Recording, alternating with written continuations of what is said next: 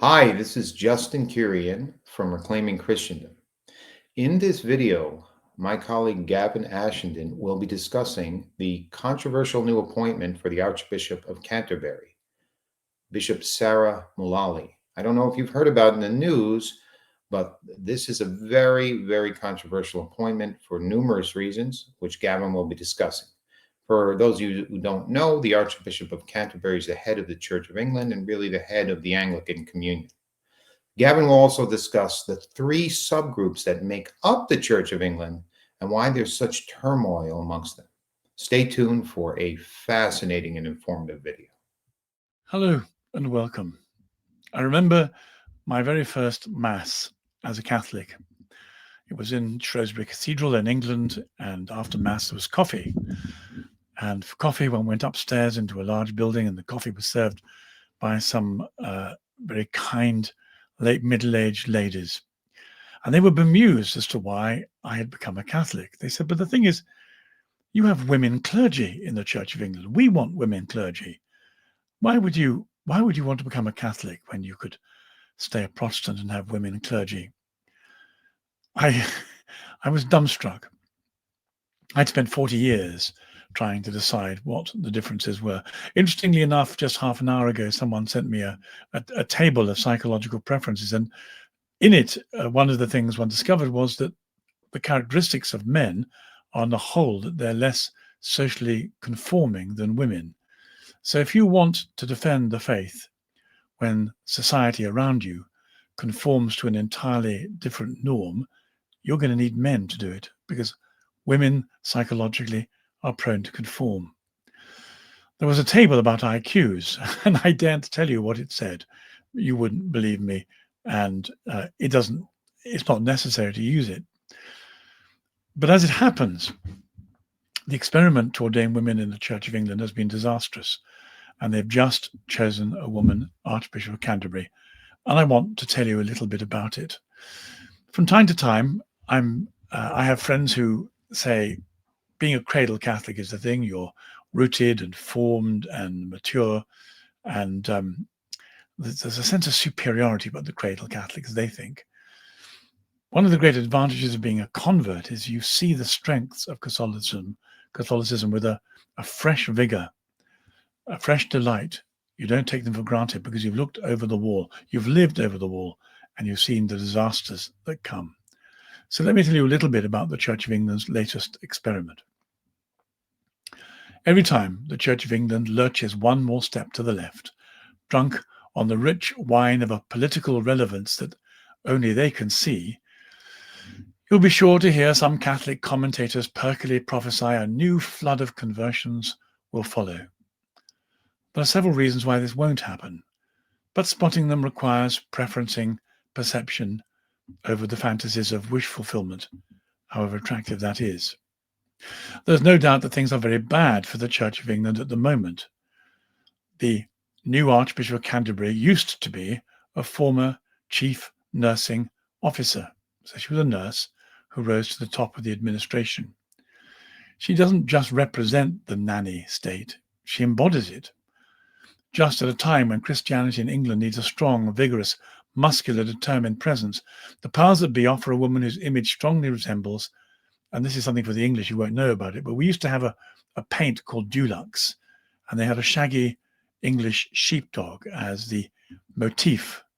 And as it happens, I'm sorry to say, the new Archbishop of Canterbury, with her haircut, strongly resembles the shaggy sheepdog who sold a brand of domestic paint. Now, no one claims the similarity is uncanny, it's just unhelpful. It's been interesting to note amongst the commentators as they celebrated her appointment that they major more on the fact that she's a woman than on her personal characteristics and ecclesial achievements. She did phenomenally well as a nursing administrator, but the problem is that under our former Archbishop, Justin Welby, who was, I'm afraid to say, a third-rate oil executive and a fourth-rate Archbishop, the senior appointments were almost all of administrators, rather than those who distinguished themselves intellectually, spiritually, or pastorally. And you can't build a visionary and competent church on pen pushers and filing clerks, however valuable they are in other ways for an organization. There is, in fact, something of a problem in the fact that she succeeded so well in nursing administration and then swapped careers. It makes being a Christian minister look as though it's something that can be done part-time, which is exactly how she did her training. Instead of 3 years rigorous formation as a residential institution, not quite the 7 Catholics require, but not that bad, she did a version of part-time education, evening classes. Her first job in the parish of Battersea Fields in Southwark, South London, was unpaid and part-time. She then did 9 years as a parish minister in Sutton, South London, before being parachuted rapidly to the role of Assistant Bishop of Crediton in Devon. Now, I used to know a former Bishop of Crediton in the 1980s. His name was the Right Reverend Peter Coleman. He'd been a university chaplain, a university lecturer in ethics, a vicar in Bristol, a director of diocesan ordinands, in other words, helping people discern their call to ministry, an archdeacon, and then a bishop. It's very hard not to imagine that in a few short years since he was Bishop of Crediton, the professional and theological currency of an assistant bishop in the Church of England has not become seriously devalued by the policy of thrusting ambitious women into posts they were underqualified for in the name of the god of feminism.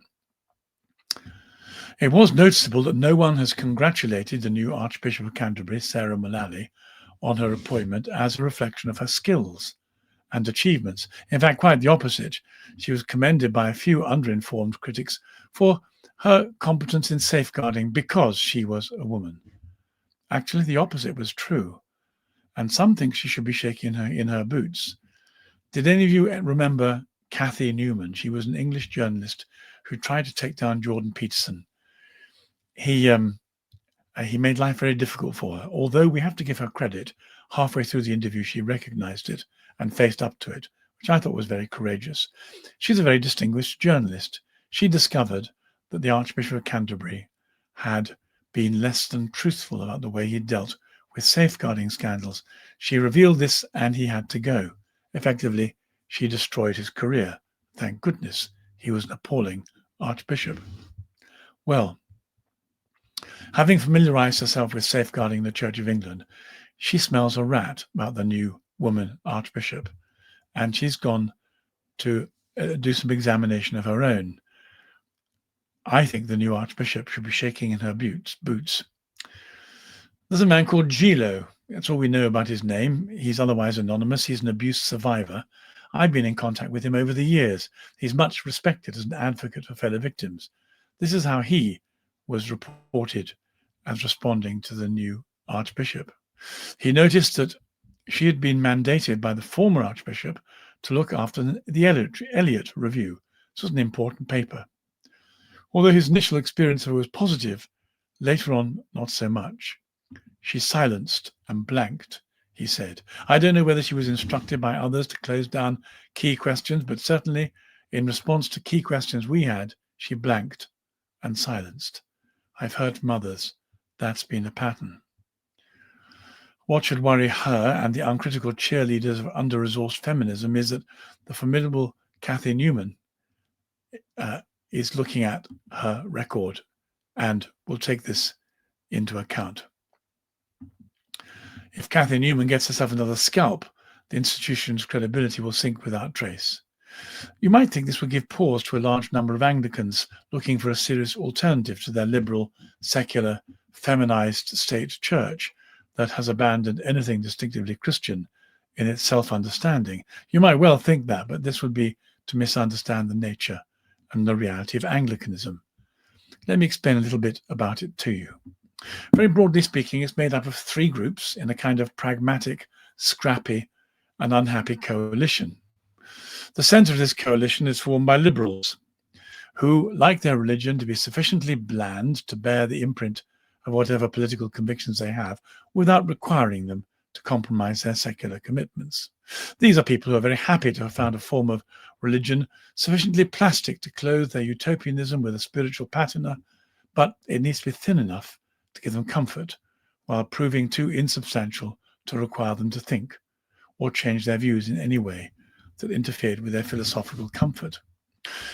That's the liberals. Then there are the evangelicals. This is a subgroup bearing the inevitable profile of opinionated and combative Protestantism, which is characterized by dozens of warring internal factions. They're united in one thing only, a hatred and fear of what they mistakenly think Roman Catholicism was in the 16th century. Now, the trouble is, they know almost nothing about Catholicism, and if it were possible, even less about the 16th century.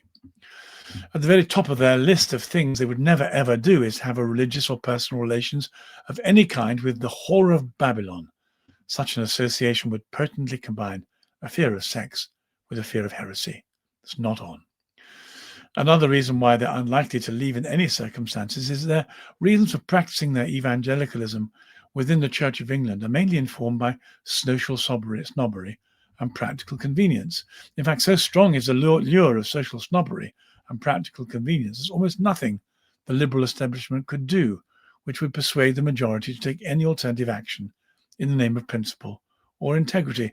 A few dozen every so often courageously break off into splinter groups, form house churches, and leave, but not very often and very reluctantly. Doing so means having to find their own buildings instead of being given one free by the establishment. And although they don't like ecclesiastical buildings, they are reluctant to endure the anonymity of not having one. Almost nothing persuades them to leave as a matter of principle, though they do have a ritual of comforting themselves regularly by issuing bloodthirsty, curdling threats that they will leave imminently and take their money with them. But this mainly fulfills their need to posture to one another to demonstrate their credentials for doctrinal conviction and theological purity. It's almost never carried through. Anglo-Catholics are more complicated. If you take them at face value, it's very hard to understand why the appointment of Sarah Mullally would not constitute a last straw that would drive them to find solace and full membership by joining a church whose spirituality they define themselves by and notionally crave, but they don't move. Perhaps because face value doesn't describe their reality.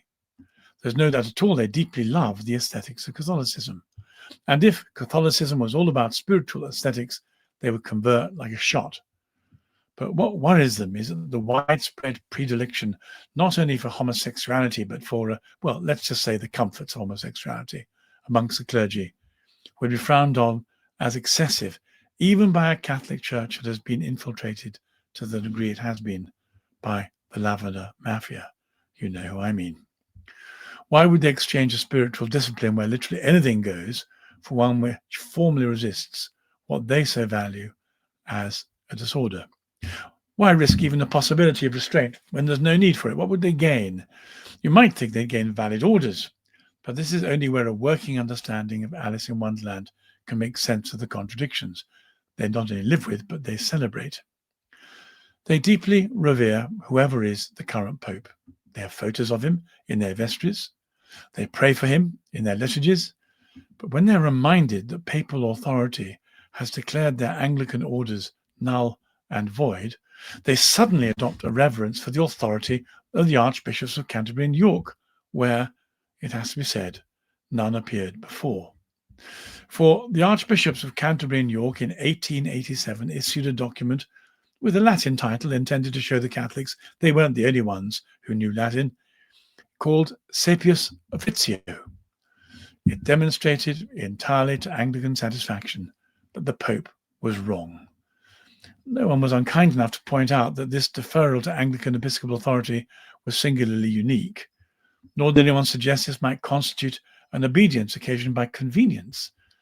They continued to protest their priesthood was as valid as any real Catholic priest, untroubled by the reflection that this act of disobedience to the papacy might undermine any credibility for their claim to want to practice obedience to the papacy. The further fact that Anglicans have no definition of priesthood and have ridiculed the Mass as a blasphemous fable in their founding documents also seems not to have caused them a moment's theological pause or sleeplessness. So, safe in their own bubble of ecclesial comfort and convenience, they simply ask to be left alone by the Anglican Church authorities, who've even provided them with their own episcopate to help keep up appearances. The fact that their so-called flying bishops answer to 2 archbishops who ordain women as a matter of conviction doesn't seem to have any effect on what they consider to be episcopal authenticity, however that's defined, and it usually isn't. Now, it is true that there were sincere Anglo-Catholics once upon a time whose love of Catholicism was more than skin-deep and cosmetic. In fact, there was one very simple way to tell the difference between those for whom their commitment was a matter of aesthetic superficiality or authentic. The authentic ones joined the ordinariate at the earliest opportunity and became Catholics. They joined together in a joyful and vivacious union, the best of Anglican spirituality, embedded in a reconciliation and a submission to the Mother Church. Hence, one might conclude there were no authentic ones left behind. Those who did remain protested their desire to follow in principle, but for reasons that would have seemed sub-theological and sub-ecclesial, remained in their bubble world of Protestant liberal ecclesial independence. Those more independent thinking and reflecting Anglicans who, of whatever variation of spirituality, were offended, worried, appalled, distressed, or depressed by any one of the numerous compromises of faith and celebration of work, establishment heterodoxy, are long gone. 1 or 2 more will wake up as if from a drugged slumber and stumble out of the burning building to safety just before it collapses, but there'll be few. Quote, if they did not listen to G.K. Chesterton and St. John Henry Newman, they will not believe, even if, well, complete the sentence in your own time. So there will be no wave of Anglican conversions. What there will be is a wave of conversions from the dry and desert of secular consumerism and nihilism. And this is what the Catholic world needs to gird its loins up for, with a fresh determination to evangelize and rescue its neighbors with the power of the sacraments and the power of the gospel. It is time to leave the dead, to bury the dead.